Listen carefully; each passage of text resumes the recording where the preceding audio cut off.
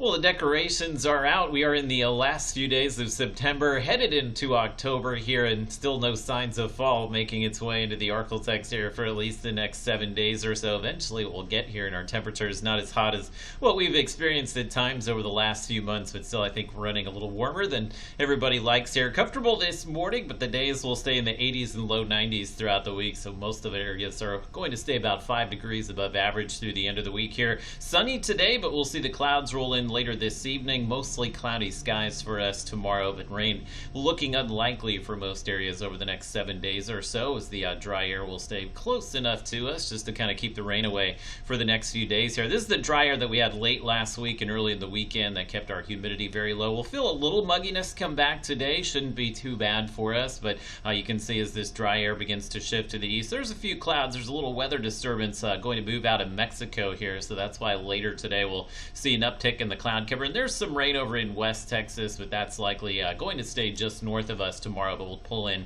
plenty of cloud cover, so that's why you may see a pretty sunset tonight and some more clouds around early in the morning tomorrow. But it feels great this morning. Our temperatures early in the day will continue to be in the 50s as well as the 60s, so the mornings will stay comfortable this week, and wind for the time being is out of the northeast, and the wind will stay out of the northeast and east throughout the week. Really don't have much of a southerly wind, which should keep our humidity, I would say, at acceptable levels throughout the week here, but you'll feel a little mugginess out there, especially if you're working outside this afternoon. Our highs will top out here mid to upper 80s for most locations, but areas like Shreveport will likely reach about 90 degrees this afternoon, given we're running a few degrees warmer here again this morning. So look at your Robinson and Futurecast does show the sunshine around through the first half of the day today, and there's those clouds from that disturbance over in Texas. And it's interesting to note, Futurecast does show just a few rain showers popping up tonight as well as tomorrow, but I think we're probably too dry to see any of that make its way down to the ground, so I've just left us mostly cloudy, which should help somewhat with the temperatures tomorrow. I think a lot of areas will